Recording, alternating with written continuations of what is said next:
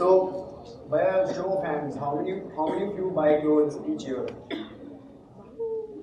Okay. So I'll tell you why I asked this question towards the end of the talk. My not so unique journey is mostly based in Delhi, since that is where I grew up.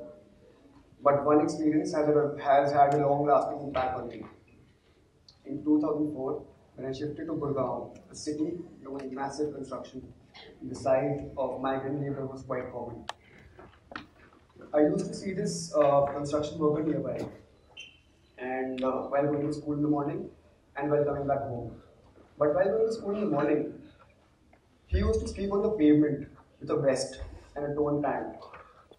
And in November, winters were about to set in. So I used to wonder, why isn't he wearing proper clothes like we all are? And in the next few days, I approached him and I asked him, why aren't you wearing proper clothes? So he said, sir, I cannot afford to wear warm clothes because I need to send money to my family back home and I need to sustain myself in the city. So I went back home next day and gave him my sweater and my trousers. So imagine a 12 years old clothes fitting an adult. Imagine the physique of a frail man. Now, years went by. I took the traditional route of concentrating on studies. So much so that I did not go to an IIT or an SRCC. But eventually, I ended up doing engineering like most of you guys.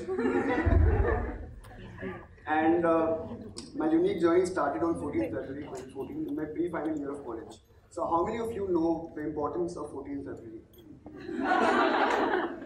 So my day, or the co-founders' day, did not go as planned.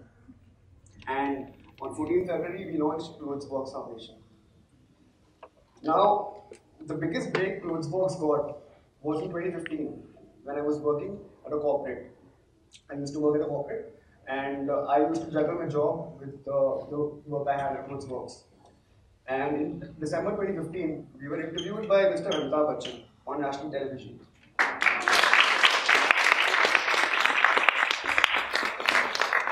And overnight, we felt like celebrities.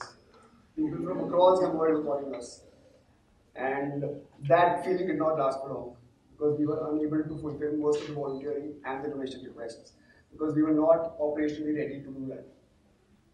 Taking those failures as learnings, we scaled Clothesbox across India on a shoestring budget and assembled a fantastic team. Our next hurdle was to reach out to people in the remotest parts of India, because that is where the real poverty lies. And in 2017, we had the fortunate opportunity of partnering with the Indian Army and reaching out to a place called Gurez. Now, Gurez is right on the LOC. It is considered the Switzerland of India. It is considered the Switzerland of India for 6 months and the living hell for 6 months. That is as described with the people there. So, for 6 months, you cannot move from your house to your neighbor's house. That is how bad it is. So, we provide 60,000 clothes to 5,000 plus families there. That was the most impactful project we've done today.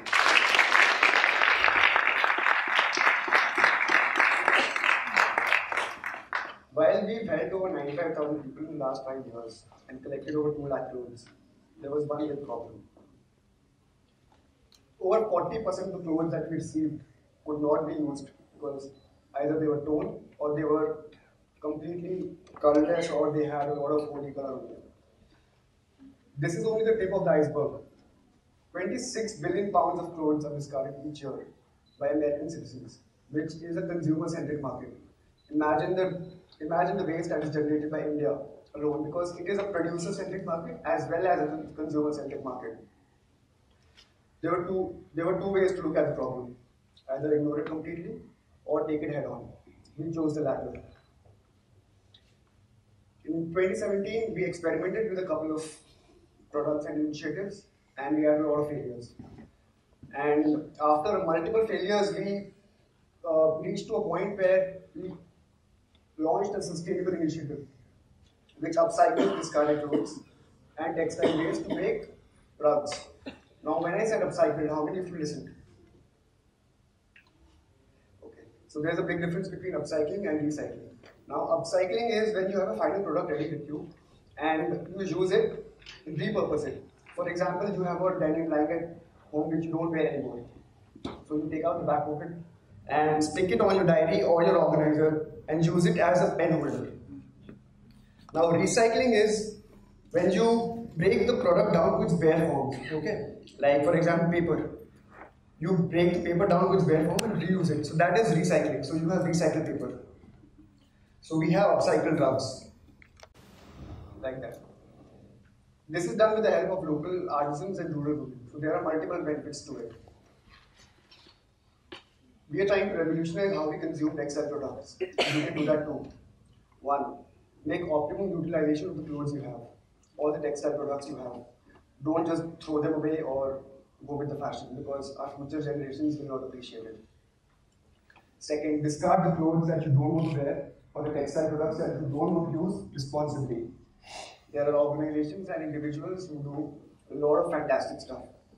Or you can go on the internet and watch DIY videos where you can upcycle them yourself.